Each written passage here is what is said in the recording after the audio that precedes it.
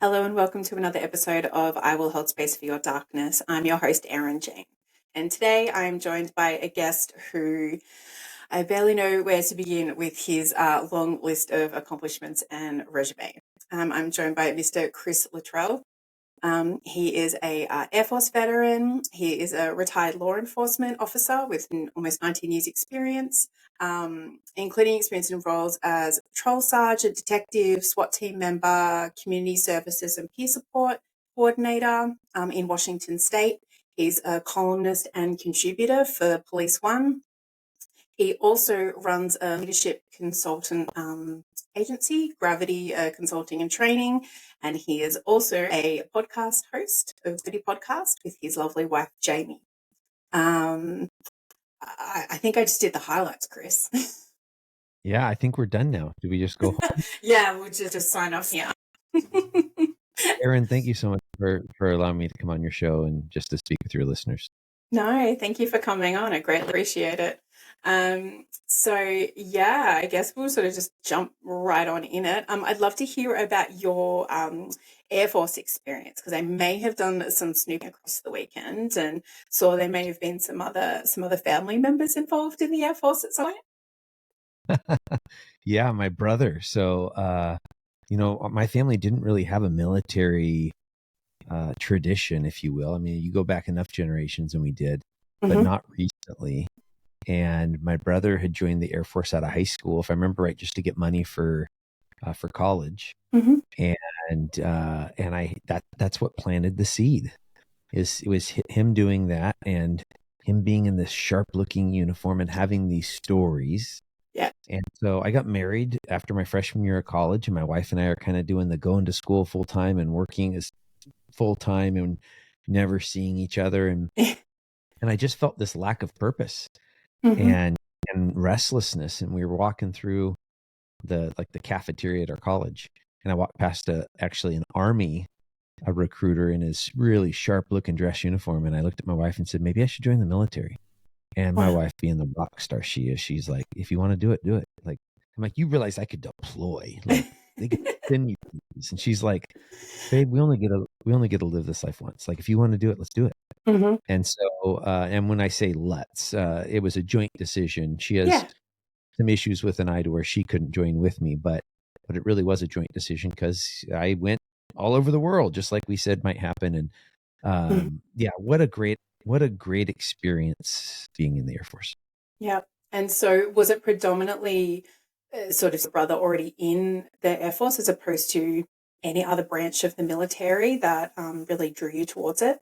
Yeah, I think so. Just knowing my brother's story, when I went to talk with a recruiter, I didn't talk with the Marines or the Army. I love all of our services, but I was very focused on the Air Force and went and talked to the Air Force recruiter and signed up probably a month later. Okay. And so did you complete your degree at college and then sign up after that, or was there some kind of ROTC involved, or?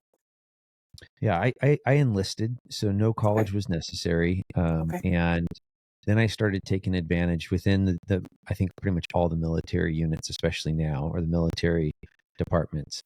They offer free college or at least tuition assistance while you're in. And then when you get out, you get the benefits. If you invested in it, you get the benefits of the Montgomery GI Bill. And so, I mean, eventually, while I was in the Air Force, I got a couple associate degrees. And then as I was wrapping up, I started my bachelor's and finished it shortly after. And then I continued and got a master's degree all on the military's dime. I mean, it was great that I graduated with no debt. Yeah. And that's fantastic. And I think that is something that's it's a part of the United States military that I really respect. And from my knowledge, which is fairly limited, it was something that they sort of instituted. Was it after the Second World War or was it after Vietnam? I don't know the exact time frame of when they invested in it. The way it worked when I was in 1999 is when I joined, was you paid $100 a month for 12 months. That was your investment. And at the time they guaranteed us $12,000, which that's a huge return on your investment. Well, in the end, I think I had access to like maybe 25 or 30,000. So that's what they guaranteed me. And that even more than doubled. So yeah, just a a great benefit to folks that sign up for military. Yeah, very much so, and especially in this country. University comes at a premium cost in a lot of places. So Yeah. to not be denied it simply because you serve your country, I think it's wonderful. Yes. And so you're the second person that I've spoken to on this podcast who was actually already enlisted and in service when 9/11 attacks happened. Can you talk to me about some of your experience in regards to that? Yeah. I was stationed in Korea away from my family at the time. It was a non-accompanied tour. And I mean, I vividly remember it like most people do. Actually, about 2 days before we had gone up in what's called a force protection condition, because we had intelligence that Osama bin Laden was going to attack the U.S. Overseas. And so we were patrolling our base more. We were being more vigilant. And then it would have been the early morning hours of September 12th for me. My wife calls me and she's in tears, and I'm like, what's going on? And she's like, babe, we're getting attacked. And I'm like, what do you mean you're getting attacked? And obviously I got the TV on, and I think shortly after I got the TV on, maybe the second plane flew into the other tower. And, this was scary, right? For our generation, this was something we hadn't experienced. We'd pretty much been at peace. Yeah, you had the Operation Desert Storm and Shield, but really that was not really a, us getting attacked thing. And so I talked to my wife long enough to calm her down. And then a few minutes later, a young airman came knocking on my door, and he said, Sergeant Money says, come to work like you're coming to war. And my wife starts crying again, and I wanted to beat this young man down. Because here's the deal. He needed to communicate a message. Hey, when you show up to work tomorrow, show up with your gear. And the way he said it wasn't helpful for my wife to hear in that moment. So yeah, it totally transformed my Air Force experience. I eventually deployed to Iraq, which at the time was unheard of. The Air Force was not deploying troops to Iraq. I mean, certainly some of our units, when you look at Air Force Special Forces units and stuff like that, may have been going to some of these regions. But the traditional Air Force wasn't. And so it did change. It changed my experience of being a part of a warfighting nation and going to defend. And here was the remarkable experience. I mean, I had it pretty peaceful. We got attacked only one time that I was there, and I had other friends that were getting rocket attacks like every day. So one time in 6 months was really peaceful. But we would go off base and do humanitarian work with the Iraqis, the Bedouin people that lived around our installation. And these were people that, I mean, for generations, they had lived in southern Iraq, and they were not part of Saddam Hussein's people. And so he literally rerouted rivers so that they weren't coming. And this was a farming community. And we saw every time it rained, I mean, just crops immediately started, growing, and then they would die a few days later from the hot sun. And so, I mean, we got to see firsthand people that had been being abused by his power. And I don't want to get into like the politics of all of it, but I saw, at least on the human level, the individual story, the good that we were doing or at least that we were trying to do in liberating these people from being under a dictator. So yeah, wow. And I mean, I can imagine like just how starkly, just that one instant, like you were saying, you were still serving your country, but it was peacetime. And from my understanding, like South Korea is one of the largest sort of American bases outside of the United States, isn't it? I think maybe Ramstein could be. I'm not totally sure. Germany, yeah. Germany's really big, but yeah, I mean, we have a presence in South Korea. So yeah, I was at Kunsan, which is the smaller of the two bases. Osan is further north near the demilitarized zone. And again, prior to 9/11, it wasn't like you were in another. I mean, yeah, you were in another country, different culture. Yeah, but war fighting wasn't totally on our minds. I mean, we had the Patriot missile batteries there in case the North Koreans decided to launch something against us. yeah. So that's a reminder, right? When you have, I can't remember if it was 15 or 20 Patriot missile batteries that are pointed north. You always knew which way north was, right? Because exactly. they're pointed north. And I mean, they told us, I think on day one, hey, we're about 6 minutes away from Scud missile attack. And so that's how long you have to put on your gas mask if all of a sudden the air raid sirens go off. Yeah. And yeah, I mean, that definitely, it causes you to hit some reality, because for most of us living here in America, even for me right now, I'm not usually terribly concerned about getting attacked by a foreign country. Hmm. Uh, right? It's not a reality. And even, active shooter, domestic terrorist, the probability, when you look at the stats, you have a better chance of getting hit by lightning. So Yeah. it's not even a real concern there. Although, I think a lot of first responders do take steps to be ready to. Yeah, you're always mindful of your exits and entrance points and where are your surroundings and all that kind of thing. Totally. So I think yeah, it was just very surreal. And I don't like to overuse that word, but it was, Mm, being in this, I signed up during peacetime to get some college money. yeah. And now all of a sudden we weren't at peace anymore, and we were Mm, being tasked with doing things that we didn't traditionally do. yeah. And it was really interesting what you said at the beginning was how it was obviously you were married at the time, so it was like a joint decision because anything that you did, especially knowing that you could be deployed and obviously had to be a joint decision because it affected both of you. How how did that change your relationship, or how did it affect your relationship with your wife when all of all hell broke loose, in a matter of speaking?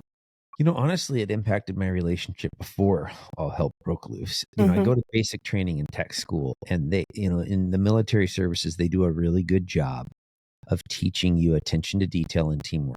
Hmm. And attention to detail is important, especially when you're talking about rivets on an airplane, things that if you don't do perfectly, Hmm.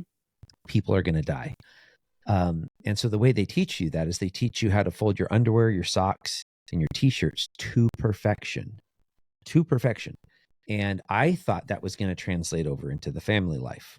And young 20 or 21-year-old Chris tried to apply a good military training principle to my home. When I called my wife over to the towel closet and started to instruct her how we were going to start folding our towels, which just made total sense because they're going to fit in better. My wife, being a very patient woman, Yeah. let me finish if I remember correctly. And then she looked at me and said, "Would you like to be the designated towel folder?" And sorry, would you like to fold the towels? Hmm. No? Then I'll fold the towels however the heck I want.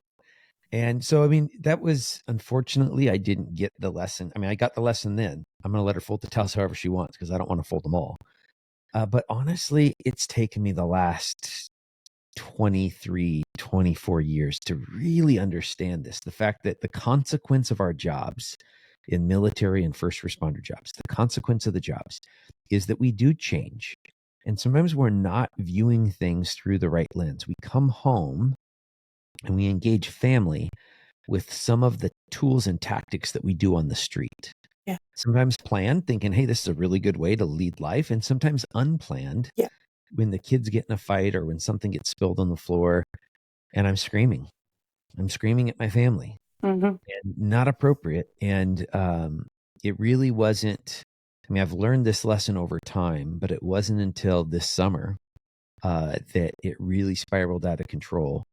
And I had to check myself into a PTSD recovery center that I was like, I got to take this seriously. Like my law enforcement career, whatever it might still be, is in the rearview mirror for sure. I mean, Yeah. there's definitely more behind me than what's in front of me with being a cop. Hmm. So I need to figure this out so that I can focus on what this next season of life is going to be. Yeah.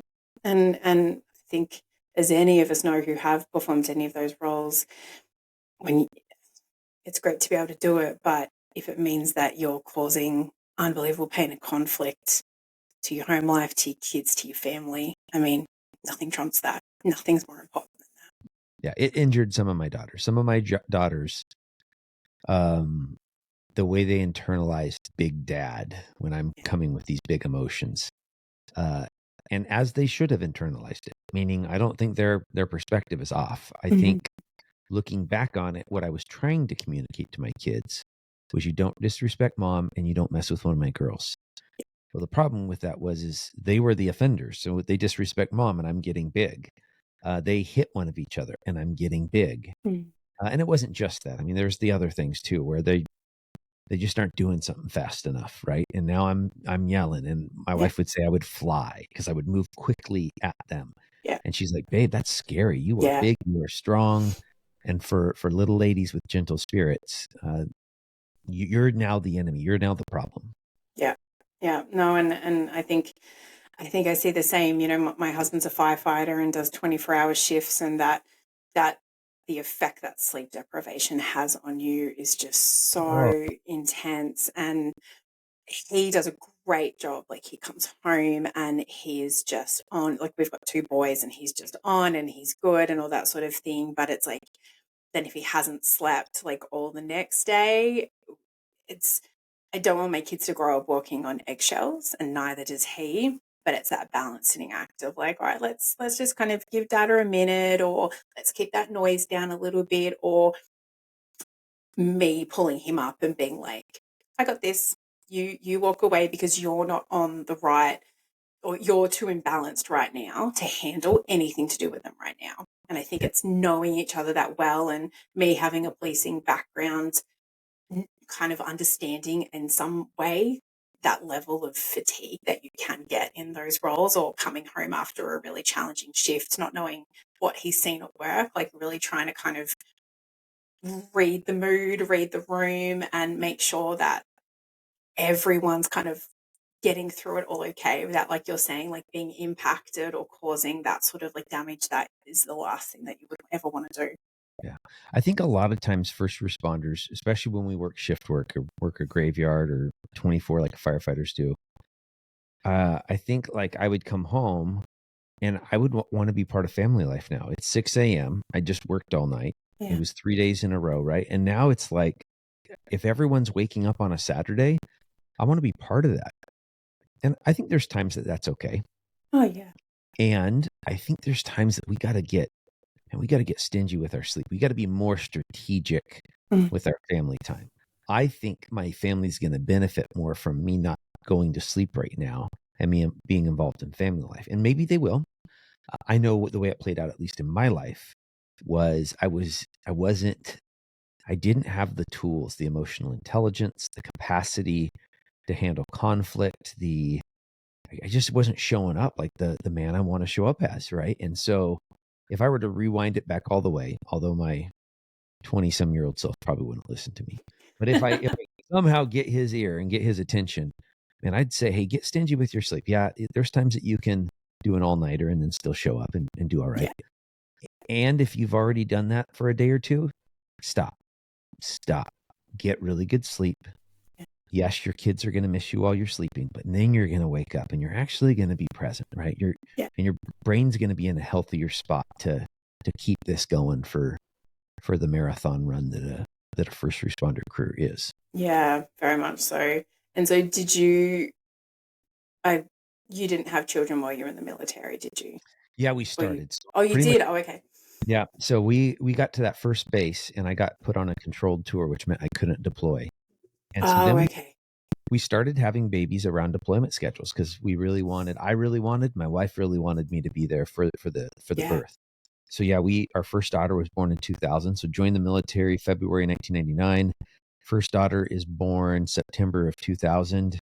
Had another daughter in July of 2003. So Mhm. right about that time that you start getting your kids potty trained, you sit there and go, "Hey, this wasn't so hard after all. Hey, let's have another child," they said. And so yeah, we ended up having two babies while we were in. After getting out of the military and becoming a police officer at Linwood Police Department over in the greater Seattle area, had a Mhm. third daughter. And then after I lateraled to Kennewick, where I finished out the rest of my career, we had daughter number 4. So Wow, you have 4 girls. 4 girls, and I have shovels and an alibi. So boys, beware.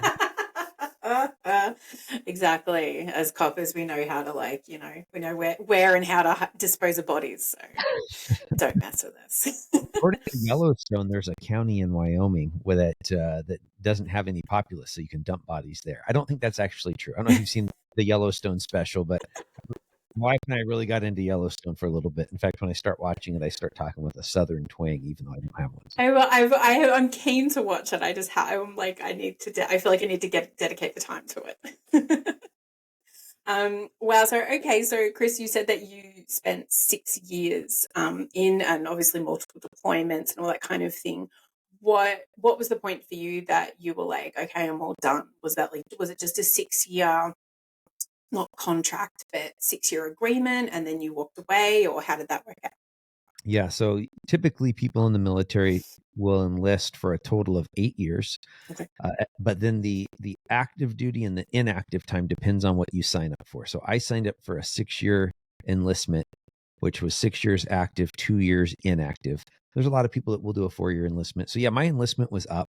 They were offering me $52,000 to re-enlist for another 6 years. And for my wife and I, who probably had about $1,500 in our bank account at the time, Tempting. 52 grand was a lot. I mean, we really looked at it, and we really liked the military life. We had just Yeah. developed some amazing friendships, met some remarkable human beings. And so it wasn't an easy decision. Really the final decision point was I had missed both of my daughter's first birthday. And so that was the piece. I was there for the birth, but then I was always gone at birthday number one time. And so that was the question we asked is, do we want to live that life where I'm missing the moments? And we decided no. And I started testing to be a police officer all over Washington State. And then I took the first job that was offered to me over in Linwood. Okay. And again, was law enforcement, and I easily throw my hand up. And yes, I did some detective snooping over the weekend and saw there may have been some, family ties to law enforcement. Was that sort of always something in the back of your head that you were going to head in that direction? Yeah.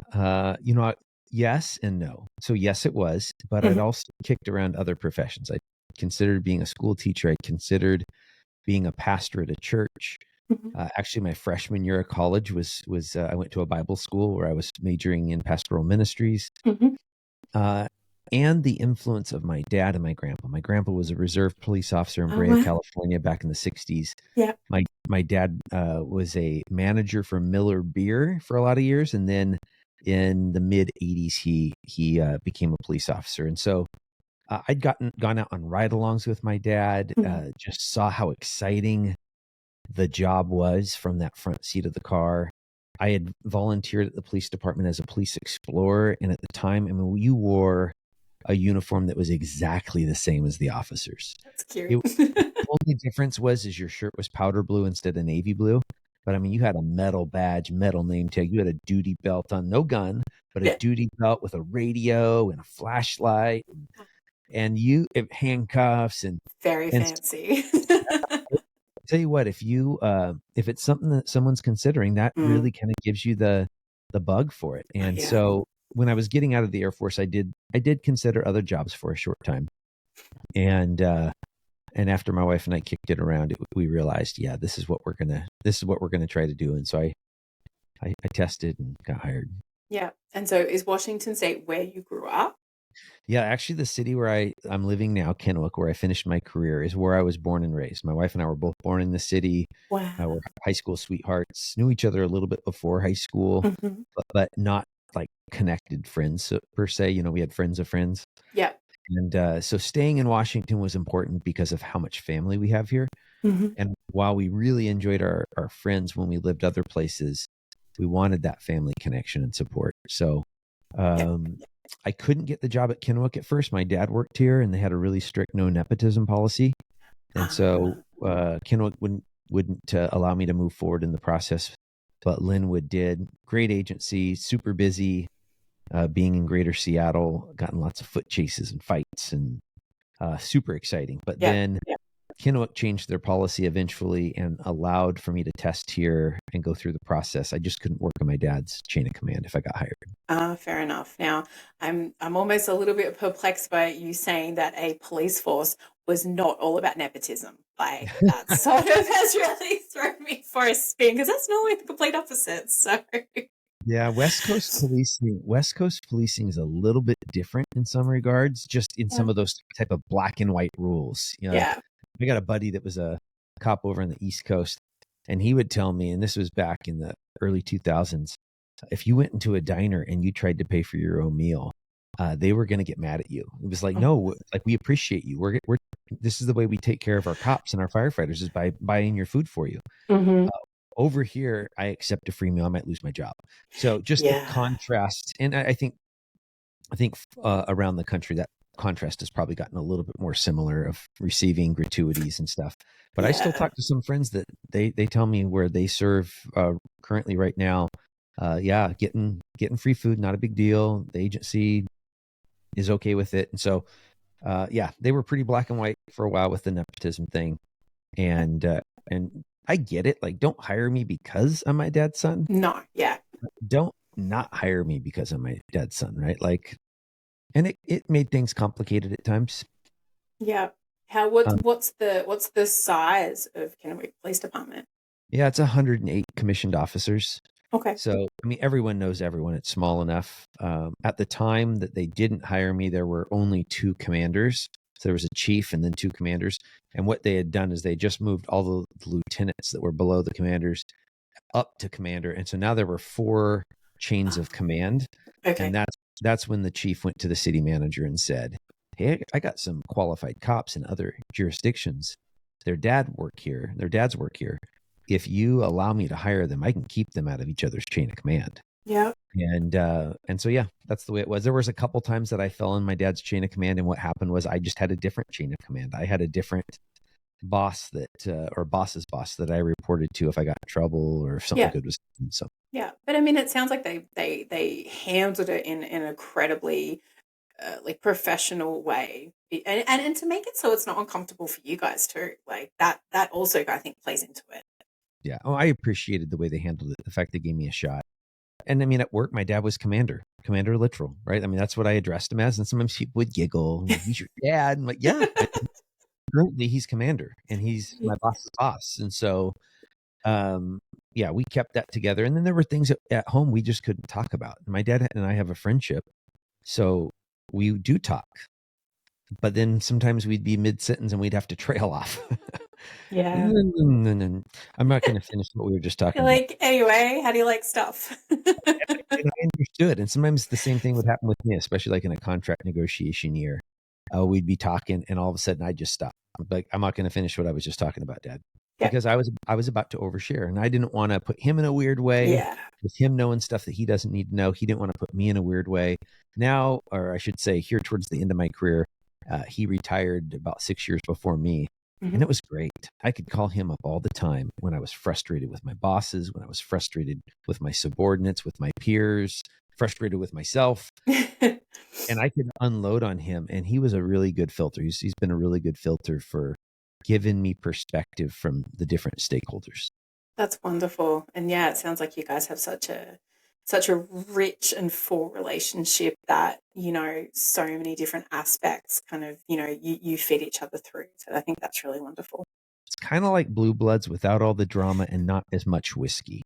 Now, for a bit there, the whiskey was getting pretty close. Part of the reason I went to a PTSD recovery center again. So Fair enough. Fair enough. Well, who doesn't love themselves some Tom Selleck? So I think that's all right. And so, looking at some of your resources online, I had the opportunity to see that you've had kind of quite like varied experiences over your time in the both police departments, including like detective work, SWAT, all that kind of stuff. Do you want to tell me a little bit about some of the favorite aspects that you, or some of your favorite positions that you held? yeah, I really look at change as the salt and pepper of life. And so I'm the type of person that every 3 years or so I would start to get the itch. I was going to say get the idea. Yeah. And so, I started as a patrol officer like everyone does, but then when I moved to Kennewick, they had an opening in detectives and nobody wanted it. Like there were qualified people that would have, if they would have tested, it would have been their position. Mm-hmm. At the time, patrol was working 12-hour shifts, 15 days a month. They're actually 14 days a month. And detectives were working 5/8. At the time, detectives didn't have take-home cars. They were subject to call out. And so there was just a lot of officers at the time that were like, why am I going to go be a detective, make a teeny bit more money? And that's really what it was, just a Yeah. teeny bit more. And have all of these other, I have to work more days. And And so early on, I was offered this detective position. And at first I was like, no, thank you. I love being a street cop. And I talked to some mentors, including my dad, and a number of mentors told me, hey, take the opportunity. Even if you want to be a street cop, it's going to make you a better street cop. So I jumped into that. Not my favorite position. I was a child crime detective.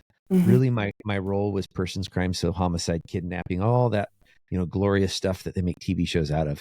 But at the time in Kennewick, we really weren't having very many homicides. We had some years where we had zero, some years where we'd have one or two.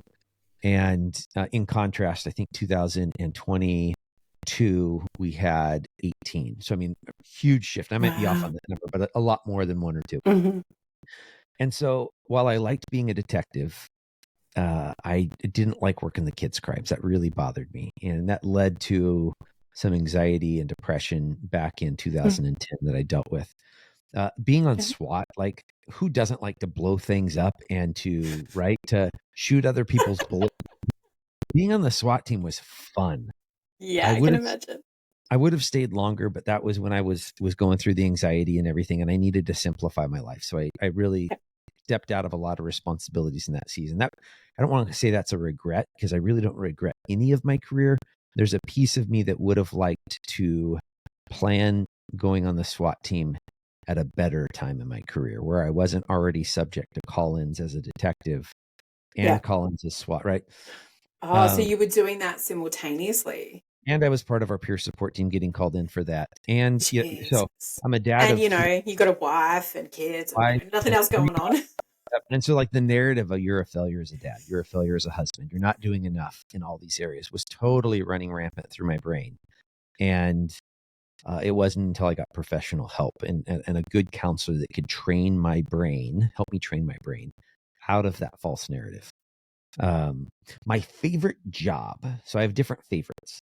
My favorite job, for the job that it was being a school resource officer. I love kids in general. I love watching kids persevere and overcome. And so I saw young gang members in the school that persevered, got away from the gang life, finally graduated, maybe a year late, but finally did it. And they were walking out of the school with character. They were walking out of the school with the life experience of how to work through tough things. And that was just special. It was absolutely remarkable. It was hard because I was getting back into some of the kid things. If you're there every day and you build relationships, kids are going to come tell you the bad things that happen to them. Yeah. But the reward for watching the impact that I was having was huge. I tested for sergeant about 3 years in, and part of that was everything I was seeing on YouTube and on the news.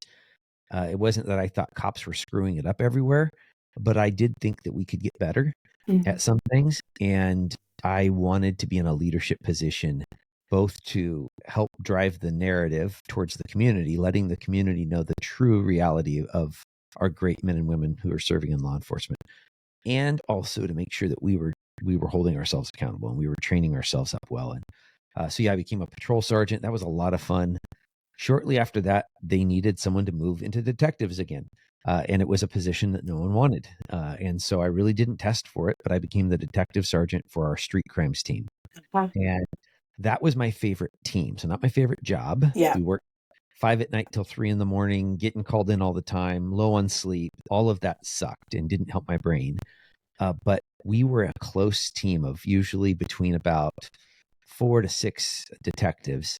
And our job was to chase bad people. I mean, we're not talking about shoplifters, right? We're talking about murderers, felony assault suspects, child offenders.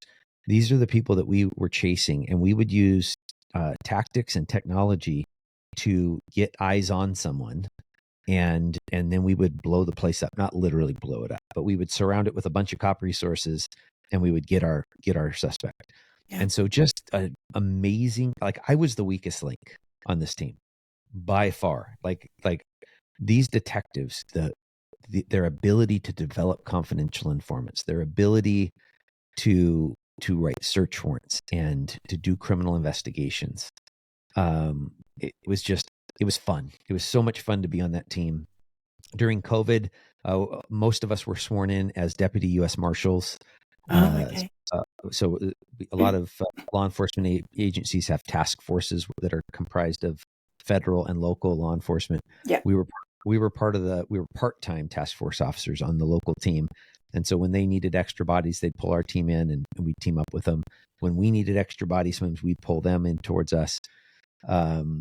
Over COVID, they started flying us around the country to get fugitives, and we're flying on airplanes with guns on our hips. I mean, concealed. Yeah. And it just, lots of fun stuff.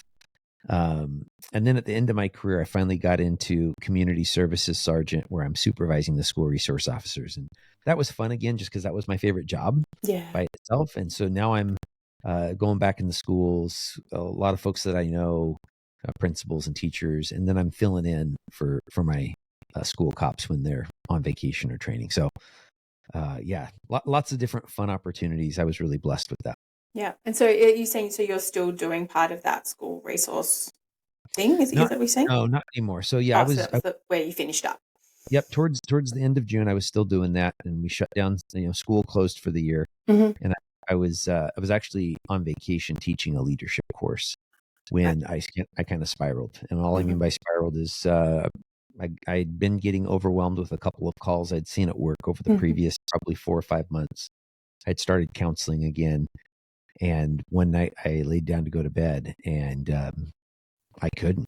And about 2:30 in the morning, I felt the buildup of an anxiety attack. And for me, the way it manifests itself on my body is it feels like a heart attack. Yeah. Chest pains radiating down the arm. You can't breathe. It's like you're going to pass out. Super scary, even though I know what's going on. There's that little piece going, but what if this one is a heart attack? Yeah. And so laying in my bed about 2:30 in the morning, and this buildup, and then right after that was that very vivid image of me killing myself, which was also a part of my darkness from 2010. And I was scared. I'm laying next to my wife, but I don't want to wake her up, and I'm scared, and I'm scared of me. As a first responder, especially as a gun-toting cop, there's times that I felt afraid. There's times that I went out on SWAT missions and we were going to arrest a really bad dude.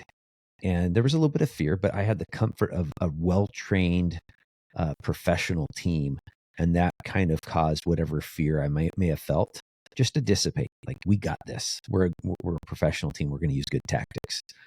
When you're fighting battles by yourself, you don't have the team atmosphere. And I was afraid. I was afraid of me. And so about 2:30 in the morning, I messaged my doc and I said, hey, it's not going well, and I need to get on some kind of medicine. Like I don't know what, you tell me what. But so she met with me that next day. I never went to sleep. Maybe I fell asleep around 4:30 or 5, but then I was up at 5:30 or 6 to get ready to teach again, this class I was teaching. And so my doc got me on some medicine, got me on 30 days of medical leave. And now I'm just kicking the can down the road. I'm just like, man, what are my options? And I knew my options because I was our team coordinator for our peer support team. So I knew the resources that were available to me. But man, I did not want to go to inpatient. Like, that's for those people, right? Like that's like, yeah, I'm drinking Friday, Saturday, and Sunday, and I'm drinking a lot, probably 5 to 15 drinks, just depending on the day. But I'm not blacking out. I'm not kicking the family dog, which actually we didn't have a family dog, so I guess I can't kick it. But the point is I'm justifying the unhealthy coping skills that I've been using to get by. And it had been probably about a week and a half, and I'm out pressure washing my house, trying to fill time while I'm on this medical leave. I'm talking to a buddy on the phone. God bless buddies that are willing to speak truth into your life. And so I've unloaded everything, including the images of me killing myself. And he's like, "Hey, Chris, you need to go to Deer Hollow." And I'm like, "No, dude, like, I got a 25-year wedding anniversary. I got a family vacation. I can't pause life." And he's like, "You need to, like, that's what you need to do. You need to call intake right now." I'm like, "Well, I'm not going to call today because it's Saturday and I don't want to bug them." He's like, "Chris, I'm going to give you Lisa's number. You need to call her right now. Get off the phone, call her." And so, one, I really appreciate my buddy for speaking truth, even when I didn't want to hear it. And I got off the phone and talked to my wife about it. At first, she was a little upset just because all of this was all upsetting, right? Yeah. I'm on medical leave right now. And so, I mean, it's all scary for her as well. And she kind of listened. She shed some tears, and then she's like, do it. Like, do it. Go. Like, who cares if we get refunded for the trip? Like, this is worth more than money. Of So I course. made the call, and a few days later, I'm flying down to Draper, Utah, near Salt Lake, and checking in. And it was, tell you what, regardless of where you go, I wear a Warrior's Heart hat. It's another inpatient PTSD recovery center for first responders and veterans. I love them as well. There's a number of others that are out there that focus on the first responder world. Mm-hmm. And I think they're doing great work, but it is not easy work. It is, you're stepping into really tough work, and it's tough because, it's kind of like going into surgery, but you don't have any anesthesia. Yeah. You're stepping into mental health surgery, and you're going to feel it all. And you're not even going to have your normal healthy. My wife has been the rock outside of my faith. My wife has been the next rock in my life that has gotten me through the tough times. And now I'm at a PTSD recovery center. They've taken my phone. I have to pee in a cup. I have to ask an 18-year-old tech permission to take my vitamin C in the morning. And I can't call my wife. And it was dark, and it was tough work. Mm-hmm. And then eventually I had the breakthrough there at therapy. So, Yeah. Wow. Chris, that's quite a journey that you went on. And can I just say how admirable it is that it sounds like along your entire policing journey you had enough self-awareness and knowledge to know when you were struggling, even if at certain times your drinking fell into that maladaptive role and all that kind of thing. Like, I think so many of us out there don't know or aren't cognizant enough to actually recognize when we are struggling, or we don't have the courage to face up to it sometimes. And you yeah, really did. there was always someone I told first. And that's probably the message I usually try to push towards people. You need Yeah. to talk about this stuff. Mm-hmm. And I think the fear is if I talk about this stuff, I felt like I was going crazy, but back in 2010, and this time I didn't feel like I was going crazy because I knew, but back in 2010, when I first had those violent visual images Mm-hmm. invade my mind, like I was certain I was one of them. I was one of those crazy people that I deal with on the street, right? Like they're going to stick me in a straitjacket, take my gun and badge. And so that first therapist, well, first I told my mom, and my mom received me well. And she's like, you need to tell Jamie, you need to Yeah. tell your wife. And my wife received me like a rock star. And then the first therapist I talked to, I just unloaded. It was weeping and, like nasty crying, with snot rockets and stuff. And I get done talking, and this therapist, and she specialized in first responders. And so she was really good at what she did. And she looks at me and she's like, Chris, you're not crazy. This is a really normal response to the not normal stuff that you see and do every day. This is normal. Yeah. And while it's unpleasant and scary, there's a lot of science behind how we're gonna make you better. And so I just need you to submit to me and submit to the work. And so that's have people that you're willing to share it with. Have your buddies, have peer support, have your spouse, have your parents. If you are into counseling, I love it. I think a trusting relationship with a therapist is amazing. But find your person or persons that you're willing to talk with, so that you can have, like my buddy Drew, say, hey, you need a higher level of care. I'm here for you. You can call me 24/7, and you need to get more care than what I can give you. I think that's the hardest piece, is telling that first person. Yeah. And I think there's something to be said about those people in your life. Like, I know I have, it's a very small handful of people in my life that if something's wrong, it's not real until I tell them. And so sometimes you kind of almost don't want to tell them because you're like, sugar, then I actually have to face up to it. And that in itself takes a certain amount of courage to kind of tell those people who, like you said, are going to hit you with the truth, even when you might either not be ready or just don't want to face up to it and don't want to hear it. Yeah. Yeah. I didn't want to go to Deer Hollow because I knew once I rung that bell, There was no unringing it. I was going to have to do hard work, and I wanted to put a Band-Aid on this thing. I wanted to find a solution that was going to make it better and allow me to go a little bit longer in the job and not have to sacrifice the anniversary trip and the family trip and the stigma. I mean, again, I'm leading this at my agency and really in my region, and then through the articles I do for Police One, I'm trying to do it around the country as well. Trying to be one of the leaders. I'm not the leader. There's a lot of voices out there that are doing great work to change this narrative. Yeah. But I'm the guy that's supposed to have it together. Like I know of what PTSD or PTSI is. I know the resources that are out there to treat it. I'm supposed to have this all together. So there was that narrative going as well. Is you can't fail. Like if you fail, like who? So, but here's the deal: is it's kind of like the doctor who's a heart surgeon might need heart surgery, right? I mean, it's just we're human. Yeah. And so stepping up, raising your hand, and getting the help, and then doing the tough work is a big deal. And like you're saying, you know, that element of like, well, I'm meant to be the one who knows everything or knows how to help everyone, and that can, you know, internalize like probably like a lot of shame for you. But I think it actually does the opposite. I think it actually helps so many more people, and it does show your level of humanity.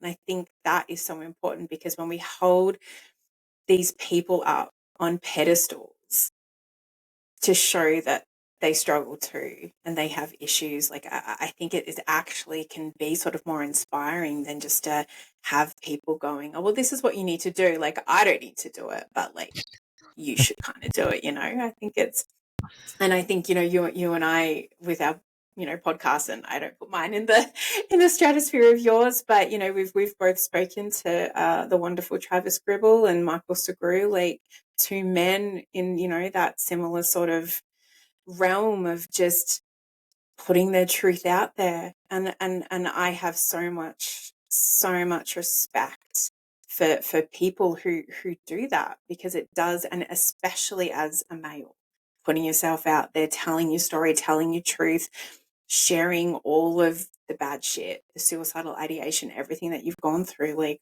I think it's so admirable and so warranted and so needed. Yeah, well, thank you. I appreciate that. I can say, I don't know how other guys, I'm a words of affirmation guy. So if you go and take like the 5 love languages, I'm the guy that needs to hear encouragement because of the false narrative that's running through my mind. So you even just saying that, it's helpful for me. And then as people give me feedback, because podcasting can be lonely. I don't know about you, but I don't have people, and I'm not necessarily looking for this, but I don't have people constantly messaging me saying, "Oh my gosh, that last episode, the way you edited it, it was great." And people don't need to do that, because for most of us in the podcasting world that aren't doing this so that we can make a bunch of money, we're doing it to make an impact on people and to positively impact their lives. And so knowing that the impact is happening, and I just met with an officer this last week, and he shared is, hey, it's helping. And that's what encourages me to keep investing time, keep investing my money into producing episodes, because I know it's reaching people and people are benefiting from it. Yeah, no, and I think we're probably on the same page there. That feedback doesn't necessarily have to come back to me, but I've heard some feedback from other guests who have gone on, and it's the feedback that they've gotten were like, oh my God, I never heard you talk like that. Listening to you talking about your struggle and how you got help, it makes me know that it's okay. And these are men having these conversations, and I'm studying psychology and counseling to become a therapist. I'm a mom. I've got a coaching business. You know, I've got like all of the things going on. I don't necessarily have time for this, but I love it so much. And it's such a passion project. And this is the thing I do that brings joy into my life. These conversations just bring joy. And so you know, as long as people are willing to come on and keep talking to me, I will keep doing it, because I love it. And I think not to get like too deep on you, but you know, I'm the daughter of a father who completed suicide. So hearing men like you, and you know, it was the same as with Michael and Travis and so many people that I've spoken to, like hearing men make different choices.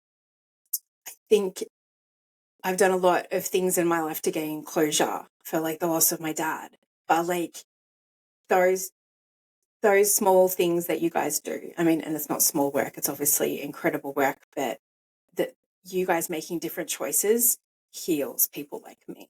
And I can say that from like the bottom of my heart. It really does. Oh, I can feel it. I can feel it. We're separated by a continent, but I can just see it on Yeah. your face. And thank you for having the courage to share that. Because I'm telling you, I can say I have a buddy who's a 44-year firefighter, and he had someone very similar come up to him, and her dad, who had been a firefighter, was overcome by the grief, and the demons overtook him, and he committed suicide. And she spoke into his life, my buddy, and it meant so much to him. I can say, you saying what you just said to me, it impacts me to want to be better, and not in this shameful way of I'm bad, but want to be better of, hey, I get the rest of my life to show up and to be the dad and the husband that I want to be. I get the rest of my life to show up, and even though I'm not in the police service anymore, to support those that continue to serve our community in first responder and military roles. So thank you for sharing that, because it does give me the courage to keep talking and keep saying what I went through. Yeah, no, and I hope so. It's important work, and it's, you know, I look at my life has been framed by that loss and shaped by it and shaped by his absence. And I think it's just something that I try to speak to people, just to kind of go like, generally it's the thought, you know, everyone thinks it's really selfish, like people completing suicide. And from my personal belief, you know, I've obviously delved a lot into it over the years, and I've worked at a suicide prevention and crisis counselling organisation here in Boston when I first moved over here. And it's like you're saying, you know, like the demons in your head are lying to you and saying, oh, everyone's going to be better off without me. Yes. And it's such a lie. And, you know, even as like police officer would, you know, attend suicides or go and attend people who had, you know, just tried to take their own life and all that kind of thing. And it's such a pervasive thing in our community. It's a pervasive thing amongst first responders, as, you know, you would well know. More people, more, you know, first responders are dying by suicide than in line of duty deaths. And it's, my father wasn't a first responder, but you know, it still leaves its impact and leaves that hole in your life. So it's, you know, to think that your daughters don't have to deal with that makes me thankful for them and for you. I've done plenty of selfish things in my life as a man, and the darkness was not selfish. The darkness was scary. Yeah. It was tough. I needed help fighting through that. But there was zero selfishness in those moments. I was just trying to survive. And there's some people that lose that fight, and I mourned for them. I mourned for my friends that have fallen to that. And I look back and think, man, if I just would have called, if I would have realized what they had going on, right? Yeah. Man, I didn't know. But yeah, it's not selfish.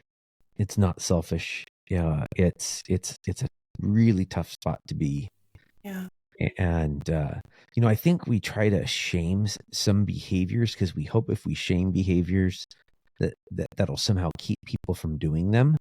You look back in the, when automobiles were coming on the road, there was a huge shaming campaign of jaywalking, and communities would shame jaywalkers. I mean, there was literally posters in America Really? that shamed the behavior.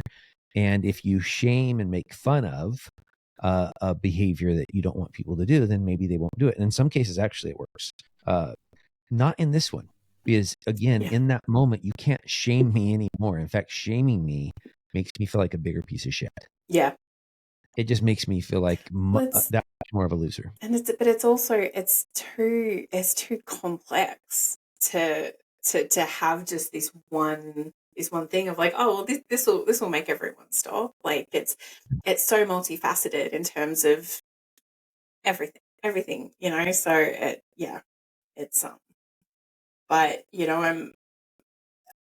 I think it's commendable that you have fought and most likely continue to fight that battle, because I can imagine it's incredibly exhausting, and also being the type of person to go out and share your truth and share your story and all that kind of thing. Like, I think, revisiting your trauma and revisiting that darkness that you've spoken about takes its toll just as much as all of the things that you've gone through too.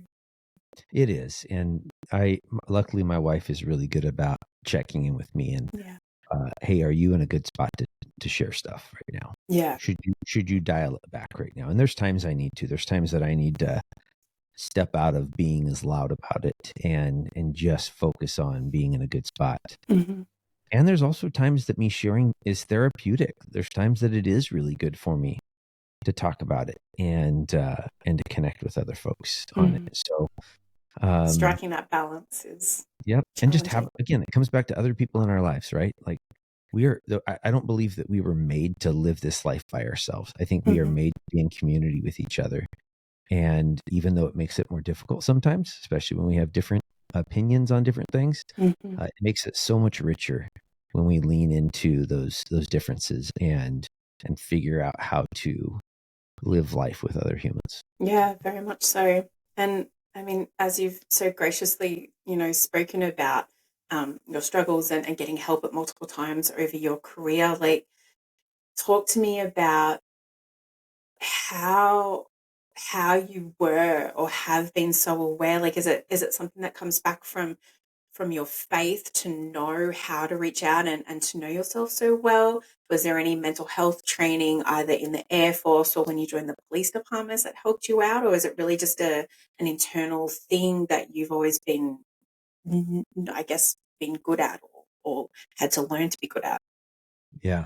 Despite my tough jobs that I picked, I think I'm a more sensitive of a guy. Mm-hmm. Like especially like when I was deployed to Iraq away from my kids, you throw in a daddy daughter movie and I'm going to be weeping, right? Like, I mean, so there is a tender heart that I have. Yeah. And I think that makes, you don't have to have a tender heart, but I think for me, it made me a little bit more, I would turn inward and just be curious at least a little bit with what was going on. Now, I never really got deep into it. Like I was definitely more aware than I think some other dudes. Mm-hmm. Um, but I really didn't get deeper into it until more recently. So that was a piece. My faith is definitely a piece of it because I mean, as a Christian, I believe that I sinned. I think it says in the Bible that all people have sinned, but I also believe that God fixed that for all of us, and it was free. I don't have to be part of a certain race. I don't have to give a certain dollar of money to buy membership into it. There's no pyramid scheme here, and so the fact that it's free and I need it, I think for me at least, it definitely opens up my mind to this need of others. Within the faith way, I need God's grace, and Christ offered that. Within this category of this, I need other people, and so I think I've been open because of that faith foundation. But I mean, that went into sports. I was pretty coachable. I was open to other people speaking into my life and saying, "Hey, you just did it wrong. Do it this way instead." Okay, let's Yeah. go out and try it that way. And then, yeah, at first becoming the Air Force really didn't offer a lot of health and wellness. I'm sure there was some suicide prevention or something like that, but I don't even remember it. At Linwood, I wasn't there very long, and I don't remember a lot. They did have us read a book in the academy called Emotional Survival for Law Enforcement by Dr. Kevin Gilmartin. Really good book, really thin book, which is good for dudes like me that read slow. And being a third generation cop, like I read my childhood in that book. Yeah. And I read how the consequence of the job was going to have on me. And so like right off the bat, my wife and I took some proactive steps, dating each other, picking non-law enforcement friends, not only non-law enforcement friends, but making sure we had non-cop friends in our lives. And I think all of that played into it. And then just as I progressed through my career, the training continued. And as we've moved further along to today's date, I feel like within the first responder worlds, we're getting better. We're getting a lot better than where we used to be, and we have a long ways to go.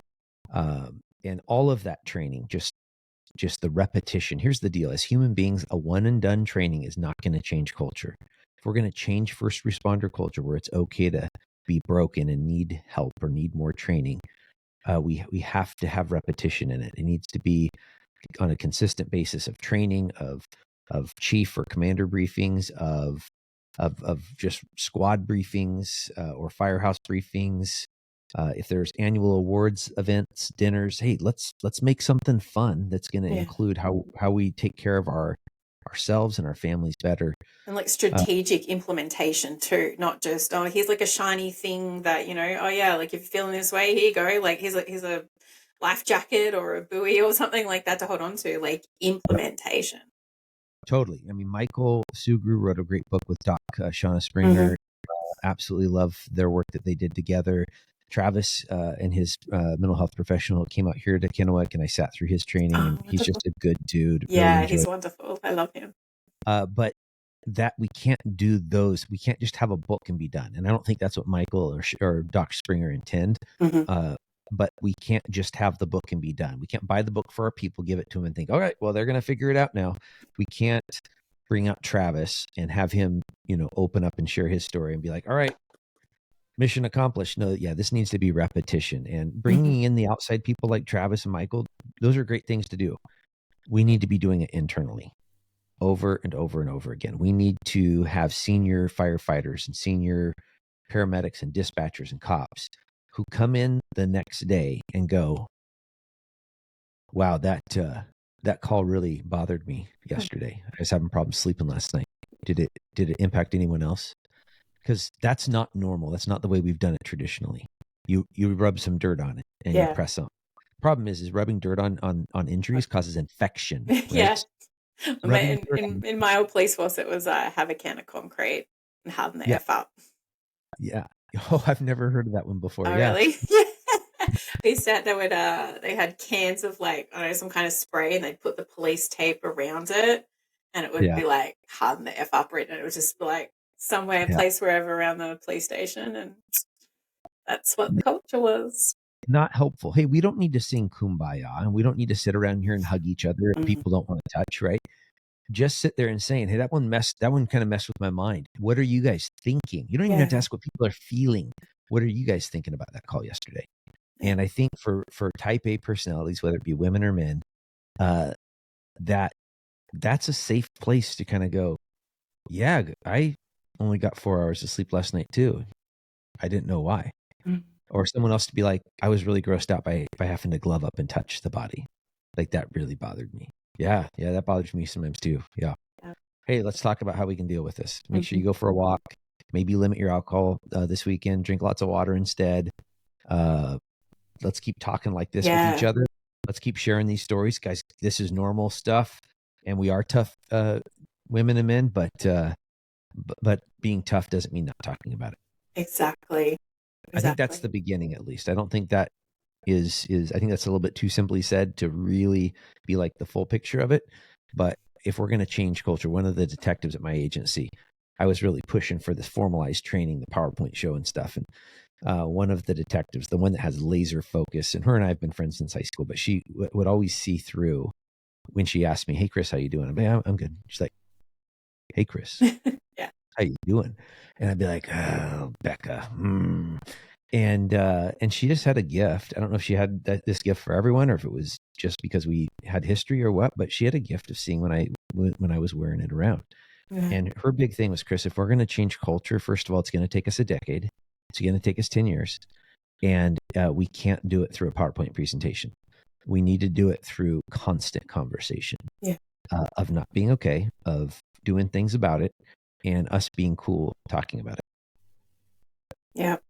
No, and I think you're right though. I think like you're saying, one of the previous guests I had on, Dave, I met him doing the CISM course last year, and he's been a firefighter. He's a lieutenant for I don't know, like 20 plus years or something, and he was saying like he instigates those conversations like you were talking about, like, oh, man, that job was rough. Like, how you guys doing? And it's just it's subtle. Like, it doesn't have to be this, like you're saying, this big kumbaya thing, but someone in a position of authority who people revere and have respect for, just being like, oh, that one burned a little bit, like, or just anything, and just putting it out there so that the more junior people get the feeling and get the inclination, like, oh, it's okay, I can talk about this. It's a safe place to do it.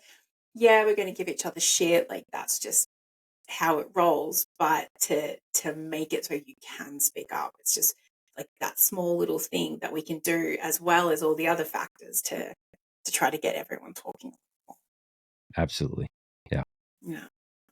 And so, given, like you're saying, you sort of tend to look inward a little bit more. Like, is that what sort of drew you to be a part of like the peer support program, your police department?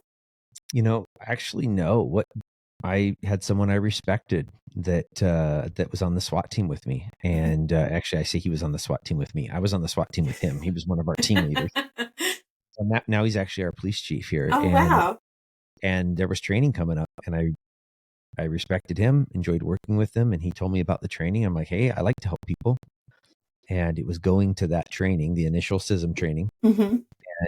and then deploying out as part of the CISM team to support officers when they went through tough stuff. Yeah. And it was being there for them, and then those that were there for me in 2010 when I went through my issues that kind of sealed the deal, if you will. That's where I didn't realize that was going to become my thing, that I was going to be like the peer support guy. Yeah.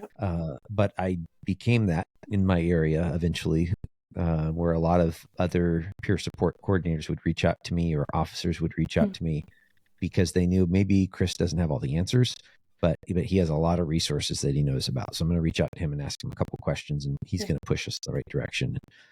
We kind of fall into those kind of things in life sometimes, right? Where we don't intend to specialize in an area or to kind of have this niche, but whether if you believe in a God, you might attribute it to him, that, wow, like this was a divine intervention type thing. You can even just attribute it to chance. I don't like chance and luck a whole lot. Whether you prescribe to a faith, or whether you just say, hey, here's the deal. If you show up every day and you work hard, and you treat people with respect, and you try to do the right thing, you're going to fall into something. And maybe your thing will be you're the utility player. You're the person that we can call on the field no matter what's going on, and you're going to be able to help in some way. Yeah. Even that being your niche, I think is a huge strength. And I think as well, like you're saying, it doesn't necessarily have to be faith-based, but I think you can believe to a certain extent that you can have a calling, or you can have like a natural talent, or a natural, like I always say that my heart and my empathy is like my superpower.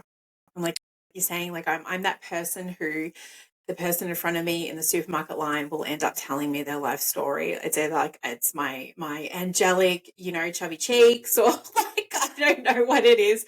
People have always felt comfortable opening up and talking to me, and I take that as such a privilege. And it's why I, do the coaching that I do now. It's why I do this podcast. It's why I'm studying to become a therapist, specializing in treating trauma for first responders, because I want to be that. I naturally enjoy it. I think it's such a privilege when people do share, anything personal with you.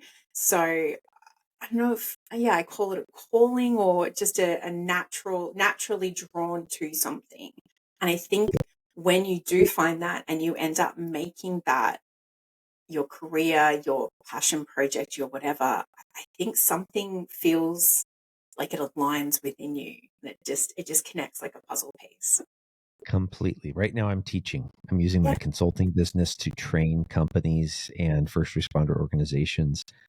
And I'm in a Granted, I just started it, but still, I'm in this season of like, I love teaching. I love watching people learn. I love trying to draw their experience out of them so that they become the teachers in the room, kind of being more of a facilitator than an educator. And I think I've seen over the last 25 years a lot of experiences that have happened that have prepared me for this moment. Yeah. And it's exciting. You feel aligned. You feel at peace with what's going on. And I'll tell you, Erin, you are a good interviewer.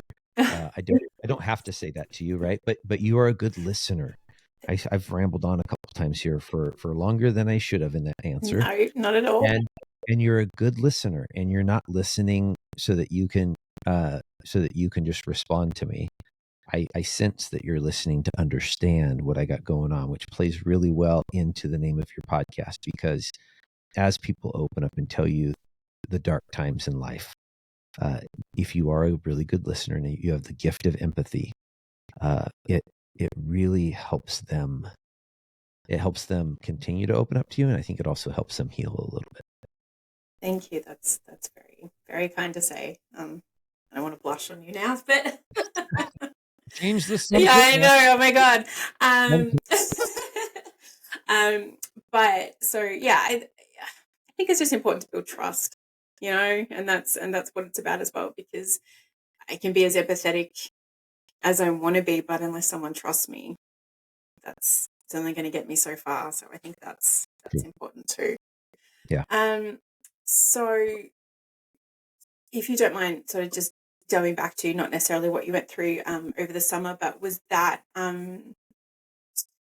like after you had your in treatment, was then that a conversation between you and Jamie to go, okay, like I'm all done in law enforcement? Was that like the precipice for it? Yeah, we when everything kicked off, I was super scared again, right? Yeah. So like I was freaked out about going back to work. Mm-hmm. As I started the process at Deer Hollow, I was definitely getting more comfortable. And my chief was a rock star. He made it very clear, Chris, the job is yours. Go get healed up. The job is yours. And if you can't come back, we're going to celebrate you as you leave. So like whatever's right for you. And so having that kind of support from my boss's boss and then from my wife meant everything. Yeah. And then I got back from treatment, and there were some milestone events at treatment, just some big reactions within me. And those were definitely some pinnacle moments where I was like, And then I got back, and I was back here at home, and I was having, I still have them a little bit, but I was having a lot of flashbacks, and I wouldn't have called them flashbacks before because I thought a flashback was where you literally or almost have an out-of-body experience where you're playing a movie in your mind. Mm-hmm. And later I learned from my therapist that no, a flashback is where you have this memory of something that took place by a sight, by a smell, by a sound, and you physiologically relive it. You're here. You're not actually back there. But now your breathing is labored. Your chest is tight, right? Your shoulders get super tight. You're re-experiencing the stress of the moment in real time. And I was having that a lot around my city, even seeing a police car. Yeah. Just seeing a police car driving down the road. And I love being a cop. I love my brothers and sisters that drive those cars, right? I love serving my community. But it was just all of that put together that we got to a spot of deciding I wasn't going to go back. And I mean, it was tough because I remember going out on a walk with my wife and us questioning whether we're going to be able to stay in our home. Yeah. And I was like, I'm sorry, I'm failing us. I'm sorry, I'm not providing for us. That's my job as a man. And my wife works too. But I'm internalizing that in the moment. And she's like, babe, I don't want you to go back to work. We keep the house, we sell the house. Let's figure it out. It doesn't matter. I want you to be healthy. I want you to be able to show up as a dad and a husband. Mm-hmm. And that continued support from my wife has contributed to me. I mean, I'm 6 months, almost 7 months into this. Mm-hmm. And my docs and my counselors are saying, Chris, like you're doing a lot better than maybe we thought you were going to be doing at this point. And yeah, so that's been huge. So yeah, we made the decision, and I called my chief's bluff. Now I knew he wasn't bluffing because I have a lot of respect for the man, but I went in and sat down with him, and that was a super hard meeting. Yes. Didn't want to cry, but I couldn't hold it in, and I had practiced this eloquent speech of what I was going to say and thanking him, and I sit down. He's like, "What's up?" And I was like, "I'm done. I'm retiring. I'm not coming back." I can't remember exactly what I said, but bottom line, it wasn't eloquent whatsoever. And he looks me in the eye and goes, "Congratulations, Chris." And then he spends, I don't know, 5 or 10 minutes telling me about how great of a job I've done to make our profession and our agency better. Yeah. And then he's like, "All right, so let's talk about your retirement. How do you want it?" And they've always done this for guys and gals that have hit the magical age. But was he going to do it for me, right? Was he going to do it for that guy that's retiring younger than normal and with a post-traumatic stress injury? And he totally did. I mean, it was up to me, whatever I wanted. And so I picked it all. I wanted to go before city council and get the plaque and address them. I wanted to have the department event with the cake and coffee. I wanted to do a final radio call and to get the flag that had been flown over our police station. I wanted it all. And he did it all. He totally followed through with what he said. And that's not common. I've listened to a lot of officers and firefighters that have gone out on a post-traumatic stress injury who have told me their chiefs or their commanders, even some of their peers, didn't celebrate them as they went out. They got this message of, "You're weak, you're broken, you're faking." I'm like, oh my gosh. Let's just say for a second somebody is, right? And they gave up their life for however long and all their freedoms to go to some PTSD recovery center to fake through this. Let them fake. Let's not call someone a fake unless you have Undeniable, undeniable evidence, them confessing to being a fraud.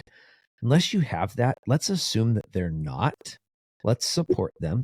Let's encourage them because everyone is watching. Everyone is watching. One thing I've seen in the first responder career field is if you do one person wrong, everyone else is negatively impacted by that one person you did wrong. I remember one of my detectives, we had selected her for detective. She was supposed to get moved up at staffing levels. She didn't get moved up for 2.5 years. She didn't get moved up until after I left. And that was not on the agency. That's on me for scheduling the test too early. They couldn't move her up. We just didn't have the staffing level to move her off of patrol. But it wore on her, and I saw it wear on other people, the injustice. And I get it. People were fighting for her. And it pains me to see that, like, I was a piece of putting her through that. But it also just reminds me that people are watching. People are impacted by the way you treat other people. So treat people well. If they truly are doing something that's wrong or criminal or anything, well, then deal with that. But don't be, treat people well. Celebrate them as they leave. Well, I also think as well, like I think it seems a bit crazy to think that people sort of view it like someone faking is the rule and someone being legitimate is the exception. Like it's, should be viewed as the other way around. Like my mum ended her career with like a work cover injury. She got injured at work and just had to retire injured and went through all like the work cover and jumping through the hoops, all that kind of thing. And you're treated almost like a criminal, like you're not believed, like you're trying to scam the system. And I think it seemingly is quite similar when it comes to like hers was a physical injury, but for like a mental health injury, because especially like it's hard to prove, what's going on up in there. But Totally, like you're saying, you know what I mean? Like the exception is someone being a piece of shite and scamming the system. The rule is these people are legitimate and they deserve your respect and your understanding and your empathy and your compassion. Yeah. And you're going to make it the 1% of people or whatever, I'm just pulling a number out, that are going to scam the system. So be it. They're going to get theirs, whether it's karma, whether it's they're going to have to answer to a creator or whatever's going to happen. They're going to have to answer for that. Let's focus on taking care of the folks, the majority that we know are out there. Exactly. And we're going to have a positive impact on overall employee Exactly. wellness. Yeah. And so, Chris, talk to me now. It seems like some of the extracurricular things you do, you actually started pre your retirement from law enforcement. You've got your gravity consulting and training organization. Yeah. You're a Police One contributor and columnist, and you've got your Gravity podcast. I If you don't mind, I'd love to start just with your podcast. I went back and listened to some of your episodes, and that was how I saw that you had Michael and Travis on. Let me say, I said it to you offline, but you have one of the most soothing podcast voices I've ever listened to, and I just Well, want I'm to. super excited. Ladies and gentlemen, it's midnight. It's no, I mean, as someone who does a podcast, and I've been an avid podcast listener for so many years, Yeah. you really can take note of a very nice and soothing and calming voice. So yours is like my favorite at the moment. So um and talk to me about the impetus of your Gravity podcast. I'd love to hear about how you got started with it. Yeah, I don't know about you, but COVID was a kick in the teeth, not just Yeah. for everything going on around it. And I don't want to be political, so I'm not going to get No, into that. But I it's understand a that. very divisive thing Mhm. that everyone had an opinion on, and most of us had a different opinion in some way or the Yeah. other. And I just saw a lot of people fighting. I saw a lot of people fighting over things that I didn't think we were fighting over before. And I don't think it was just COVID. I think there's been a number of contested political elections since 2000. And I think it's just caused us as an American people, and maybe on a larger world stage, to question authority, question what is reality.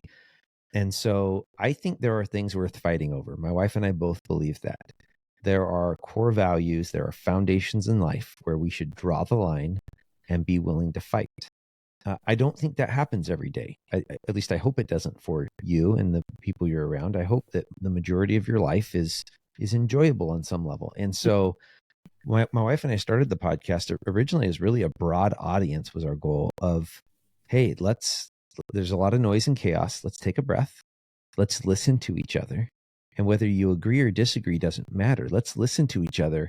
And hopefully, even if I disagree with you, the things you're saying is solidifying why I believe what I believe even more. Yeah. And I can finish listening to you, and I don't need to argue with you. I can listen. I understand you more. I understand your perspective. I may not agree with it. I may agree with it. So that was really the start of it. It really morphed into, just because of our background and the people that we connect with, it really turned into a first responder focused. I mean, the majority of my guests, there's some exceptions, some folks that have reached out to me that had no connections to the first responder community that I brought on because I thought they were interesting people. Mm-hmm. I brought on like a college professor who I just absolutely adore. But again, no first responder connection there. So that's kind of was the approach at the beginning. Shortly before I went off to Deer Hollow, and definitely after I returned and we were kicking around whether to start the podcast up again or not, we realized our audience are military and first responder people. That's who's listening to us. And there's other people as well. But I mean, that's the bulk of it. And that's who we keep bringing on as guests. Yeah. So we rebranded it a little bit, and we're still asking the same question. And a large part of it really comes back to mental health. And I think that impacts our capacity to listen to other people. Because when my mental health wasn't sound, when I was in more of a crisis, I didn't have the capacity to listen to other people's perspectives. I wanted to punch people in the face pretty quickly. Yeah. And that's not helpful when you're at the Safeway checkout line like I was a month ago, and the guy's being a jerk to the clerk, and I'm literally about ready to go get physical with this dude. Yeah. And I look at my wife and I'm like, take me home.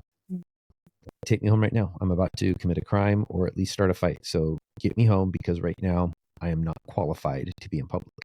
And so that's kind of our approach is. And then, we used to do it twice a month, every other episode. Now we're just trying to simplify our private time.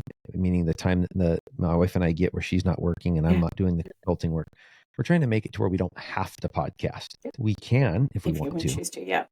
but we don't have to. So now I'm about once a month or so, we're having a Marriage Monday edition where we, for about 20 minutes, we'll beat up some of the same topics that are being discussed on the interviews. But we're doing it really focused on the marriage relationship and sharing some of our story.